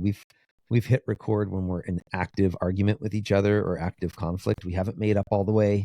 Yep. And we sit there and record it because there's a lot of accountability when it's being recorded, because now you really need to step up as a husband and wife and do a good job of listening to each other and owning it and apologizing. So yeah, that was kind of the beginning of it, was just all of the conflict going on in 2019, 2020, and us thinking that maybe we had something to bring to that would hopefully help people. Yeah, no, and I love that. And I love the fact that, yeah, you do like the Marriage Mondays, because one of the most challenging aspects of being a first responder is our relationships and our marriages and like, so your situation with your wife, like you guys were together and then your military service and law enforcement service kind of came after that. So it was really, you guys were like on that journey together. Like when I met my husband, he was a firefighter. I was a detective back home in Australia. So we sort of were already in those roles, coming at it together, and be calling it, it was like between 14 and 16-hour time difference from here to there. So he'd call me and be like, hey, what's up? I'm like, it's my 17th hour at work and I've got a kidnapping. I can't talk. I got to go. He's like, oh, another kidnapping? And same, he'd be like, I'd be finding out like what he's doing. And I think like, so for our relationship, our communication has always had to be on point, because we spent the first sort of 2 years primarily on the other side of the world from each other. So that was an element that I think without even trying, we got very good at. And also I think just me having a first responder background, I think has helped me navigate being the spouse of a first responder. And in particular, it's, I think I'm good at reading him and knowing sort of when, like we discussed earlier, like, knowing when to kind of make him go take a nap or go do something, or, knowing that he's had a challenging shift and come home and I'm like, all right, here's some scrambled eggs. I've turned the sauna on. I've got the kids to school. You just, do whatever it is that you need to do. Just those minor little things that it's striking that balance, I think, is so incredibly important. And I'm very grateful that I had my first responder experience, because I feel like it is a strength for our relationship in particular. I could totally see how that would play into it. You have perspective. You have perspective, not just as a spouse, you have perspective of being in the role itself. Yeah. And so what you're seeing has a lot more context because of your own experience. Yeah. And, my husband's a little more old school. He's a little stoic and he's not a big talker by any means, but, he can come home and be like, yeah, I had a rough shift, or we got this, or we got that. And he knows if he wants to and he needs to, he can talk to me about it. Like he can talk about, a dead body or a cardiac arrest or a drug OD or this or that, or, anything. So I hope that is a comfort for him in some way, because I want it to be, and I try to make it be. But I also, he doesn't like to be questioned, which as a detective is very hard for me not to do that. So it's just, like you're saying, striking that balance of like, I'm just going to leave him be. And if he wants to talk, he will. Yeah. I think that's some of the best supportive behaviors that we can do for our spouses. Yeah. Is, and I love the name of your podcast, holding space for them. Thank you. And sometimes holding space is letting the silence sit. Because sometimes our spouses, especially if they're first responders, but I think in other careers as well, I see it in my wife sometimes as a school teacher, just letting something sit and not filling the gap with whatever it is that I want to say. will sometimes cause her to really get the rest of it out. Yeah. And sometimes her getting the rest of it out helps her a ton, because now she is able to kind of resolve the situation herself just by verbalizing whatever it is that's going on inside of her. So Yeah, very much so. And I think as well, like it's that natural inclination, especially I find for male first responders, they want to fix it. They want to come home. They want to be like, and you're like, oh, this happened. They were like, all right, well, we're going to do like A, B, and C. I was like, oh, no, no, no, I wasn't asking for a solution. I wasn't asking for your advice. I was just simply stating that this happened. So I think that is something that a lot of couples also have to like sort of strike that balance with too, because when totally. someone's giving you advice or a solution when you don't want it, it's just going to cause friction. I agree. I listened to, it was like from, I think it was 2001, but I listened to your episode with Colonel Grossman. Yes. And that was such a really interesting episode, because like the way that he talked about the sleep hygiene, I really took a lot away from that episode, and especially the thing that really resonated, I think, the most was like how like snooze was like the, hitting the snooze button was an enemy, because I'm a tragic at that. My alarm's set at like 5:30 in the morning to get up and work out before I got to get the kids ready to school. And I always have a shortened time, because I hit that snooze button, and I was just like, oh my God, he's so right. Like it really just, it was very much what I think what I needed to hear. Yeah. There's a really good book titled Why We Sleep Mm-hmm. by Dr. Matthew Walker. And I read that while I was at Deer Hollow, and it just, wow, like we need to get stingy with our sleep. That Yeah. if you want to do one thing that's going to help you in managing stress, try to get more consistent sleep, which is a really hard message for us to say to our first responder community, Yeah. because whether you're in the fire service working a 24 or 48 and you're getting woke up, or whether you're a police officer and you're going from days to nights, nights to days, and all that kind of stuff, our occupations don't do us very well in that regard. And we can focus on what we do have control over. And so whatever you have control over with your sleep, get better sleep, and it's going to help you handle life. Yeah, very much so. But yeah, I just wanted to say that I really, really enjoyed that episode. And it was even, he was talking about, I think it was like the 18 hours of no sleep makes it so you're basically intoxicated. And then I was talking to my husband about it actually, like just last night. And it was saying how after a certain amount of hours, you're like basically like psychotic. And Yeah. I feel like my husband goes past that number a lot. I told him, I said, I'm like, man, I'm like, you're psychotic. And he's like, I feel it. The funny thing is it's funny that you just called your husband psychotic. I hope you listen. It's I, said with I, love. I felt bipolar, and I've speaking with mental health professionals. I'm Mm, not bipolar. It's not diagnosable, but have felt bipolar because of the hot and mm, cold that I have in my personality sometimes. And I can totally relate it back to my sleep, to the stress at work, where I'm just like all over the board. And I've probably in just the last 2 or 3 months, I've started feeling more consistent. I mean, I still want to yeah. beat the guy's face in a safe way, right? Because he's a jerk. But it's manageable. I'm Yeah. not actually beating his face in. Yeah. I'm recognizing it and doing something about it instead of having a large reaction. Yeah. It sounds like you're sort of kind of finding a bit of an equilibrium. Yes. And I think as well, and especially for, yeah, like saying like cops and fireys, like it's the adrenaline roller coaster of like, getting waken up at 3 a.m. And even if it's a bullshit job, that adrenaline and cortisol is still like pumping around your body. And that's why, like my husband's a massive sauna proponent, and we ended up in the pandemic. We got one in our basement, and he swears by it. And I've sort of grown a love and appreciation for them too, because just to actually give your body a chance just to like sweat all of that stuff out, like I think it makes a Yeah. massive difference too. Yeah. It's great. So thank you for talking about your lovely podcast. Where can you find it on just sort of all of the platforms?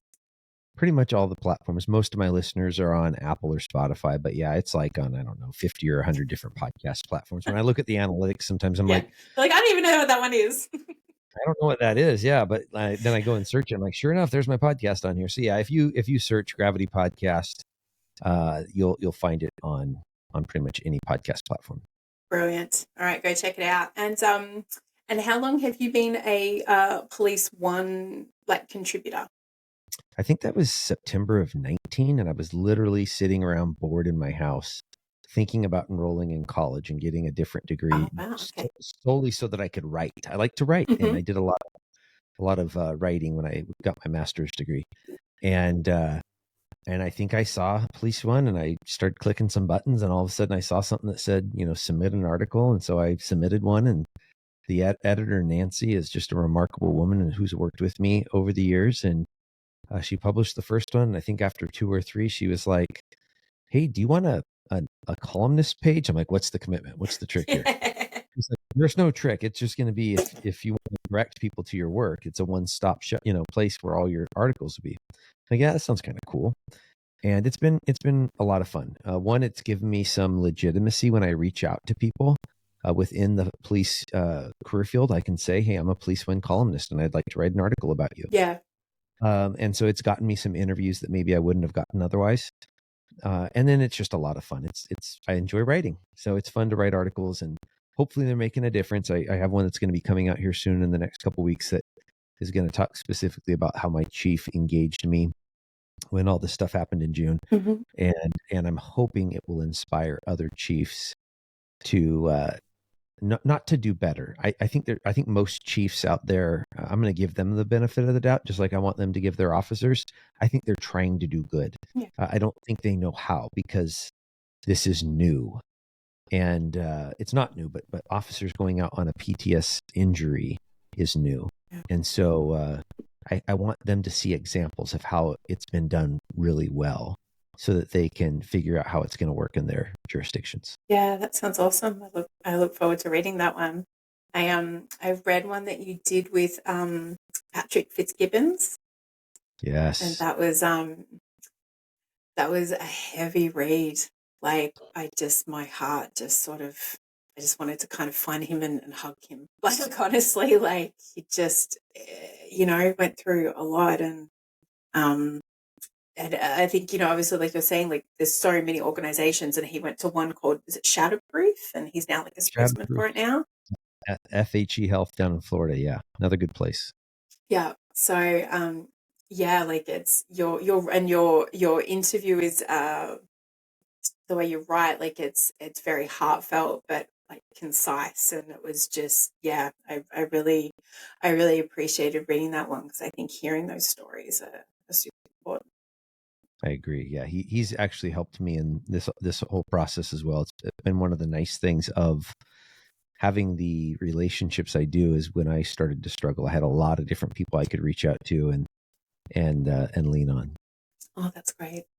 And lastly, your so Gravity Consulting and Training. Did you want to tell everyone a little bit about that?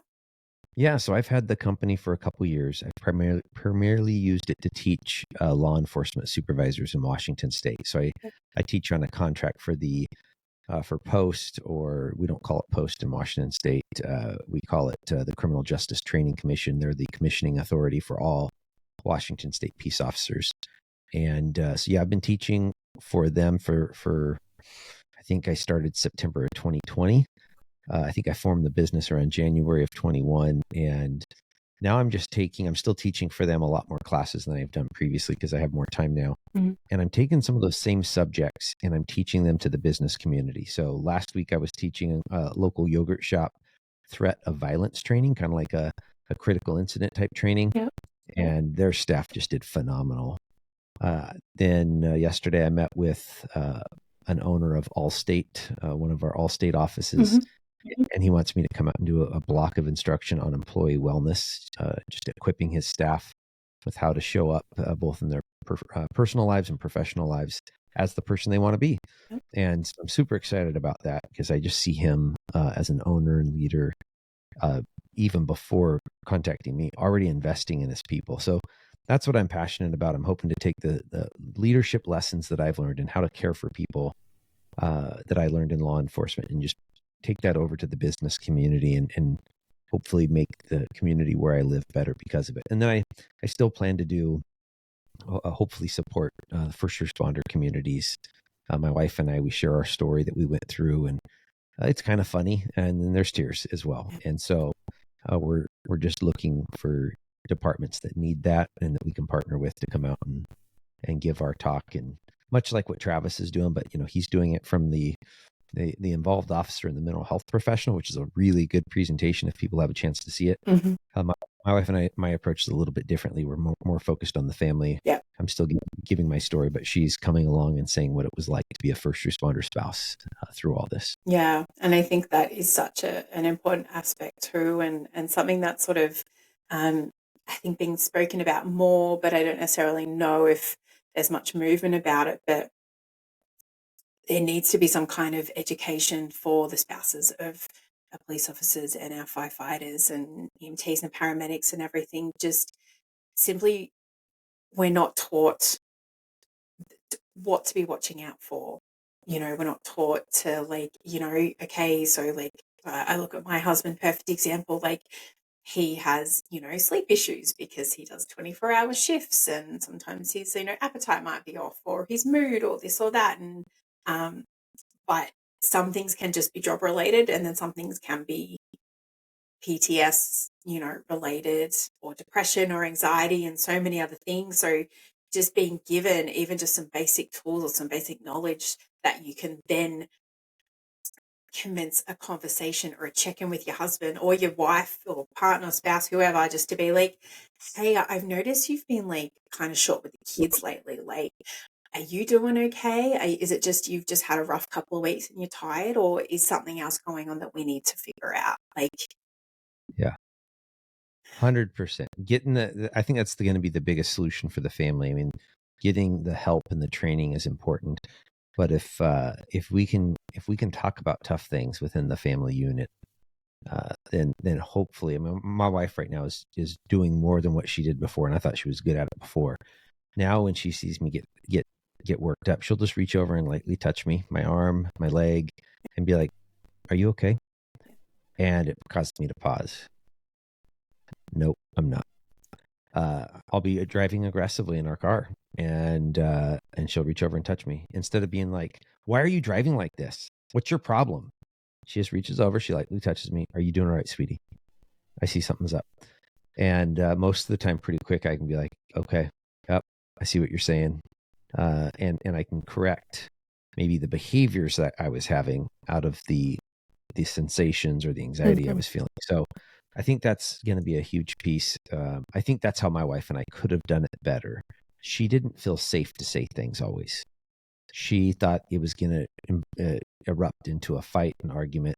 And so she would just hold it in. And looking back on it, that kills me that my wife didn't feel safe saying things to me. She is a smart woman. She has a gift for discernment. I don't want to not get the discernment, right? I want her to bring that discerning power to the table and let me know when she's seeing things. So, hopeful that first responders can figure out that themselves. And there's a whole lot of other people out there doing similar work. So, my wife and I have not cracked the code. We have definitely gotten a lot more perspective because of our experiences on how we could have done it better back then and how we're doing it better now. Yeah.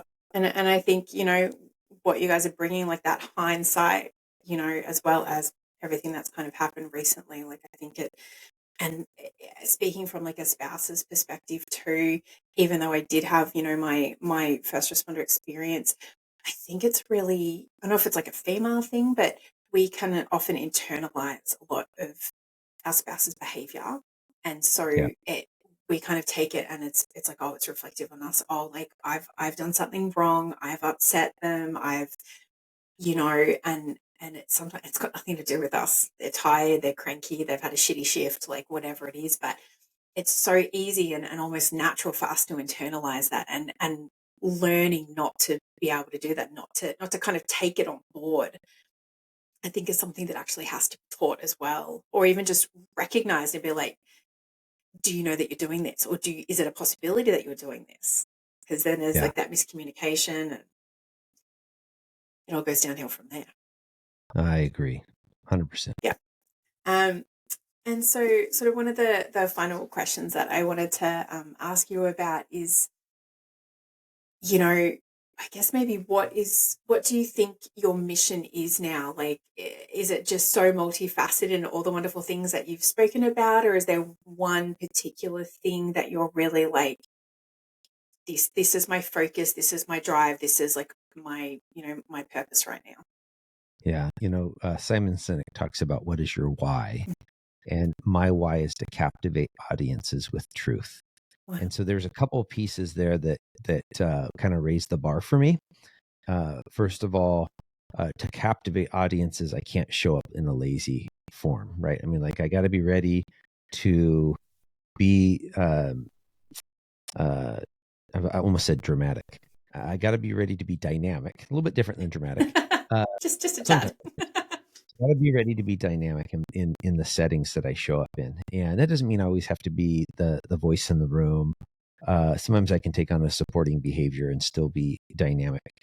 And then with truth, truth is so fuzzy nowadays, right? I mean, like everyone's doubting what is truth. Well, when it comes to a lot of these topics, there's medical science that tells us what truth is in reference to sleep health, in reference to things we can do to manage stress.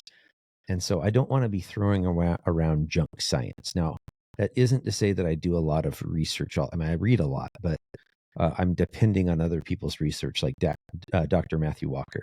I haven't gotten into his research. I trust that he's a doctor, and he has a really good podcast as well. And so I trust that he's presenting true medical research to us because it's cited in his book. And so I'm trying to use, instead of just my experience alone, I'm trying to bring truth to it of what is medical science telling us. Experience is important. It's powerful, especially in the storytelling. Mhm. And we also need to know, okay, what can we actually do about this that's not just an old wives' tale, right? So that's my focus. I chewed on that for a little bit. Like, what is my purpose now? And whether it be in my family, whether it be in my church, in my community, whether I'm writing an article, doing a podcast, teaching a class, I want to captivate people with truth because I think that's going to help them live fuller lives in whatever field they're in. I absolutely love that, and thank you so much for sharing that. And I think it goes back to, I know you've been doing a lot of the extracurricular stuff for a while now, but you know you're sharing your truth even in like the last 7 months, and it kind of been easy for you, and it must still be so raw, but it's captivating, and I think it's such a worthwhile thing for you to be sharing. So thank you for being the person who's doing that. Well, thanks for the encouragement. Again, that there's definitely still those negative narratives, and so I don't need medals and I don't need ribbons. I do take Starbucks gift cards at $5 a pop. I'm just joking. Totally joking. Sorry. But I need encouragement. It's just a piece of who I am. I used to beat myself up for that I shouldn't need other people's input. But no, I'm human, and that's something that I know I thrive on. And so, Yeah. little statements here and there from folks either thanking me or telling me that, hey, that helped me in some way, that made a difference. That person you brought on your show helped me out. Is definitely affirming and fuels me to keep doing the work. Yeah, no, that's wonderful. Are you comfortable if I put your contact information if someone's looking for your gravity training services, all that kind of thing, if I pop everything in the show notes? Yeah, absolutely. Yeah, put it all down there. All right, fantastic. All right, Chris, I want to say thank you for your time, and I normally wrap up these episodes with 2 quick questions at the end, if you'll indulge me. Let's do it. So obviously the name of the podcast is I Will Hold Space for Your Darkness. And like we've spoken about, darkness just, really, really permeates our first responder experiences. So the first question I like to ask is, what do you do to hold space for your own darkness? One of the therapies I did at Deer Hollow is called internal family systems. Mm-hmm. And it's kind of like the Pixar movie Inside Out, where you have these different parts of you. And that has really helped me.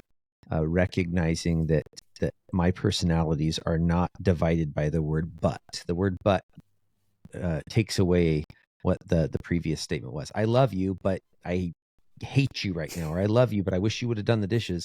And all that people hear is I wish you would have done the dishes. And so I have these parts of me, these personalities, these strong reactions that are really good. And sometimes they show up at the wrong time.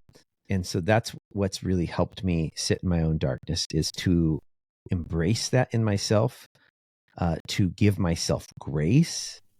If I profess to be a Christian and I believe God's forgiven me of anything I've ever done wrong, why can't I extend that to myself? And that's been really tough for me. So yeah, just turning inward, getting curious with what's going on inside of me, and being okay with the dichotomies, being okay with the contrast. And then also just give myself grace. Yep, I raised my voice yesterday and it wasn't good. And I owned it and asked for forgiveness, and people forgave me. And we're moving past that now. Yeah. No, that's awesome. A therapist girlfriend of mine, that's how she practices therapy, and it's really interesting. It's about learning the different facets and different parts of yourself. It's I'm really glad that you found that helpful. And Yeah, and I think I concur, like self-compassion is one of the hardest things to learn and to practice, and it takes practice. So that grace, that compassion, good for you.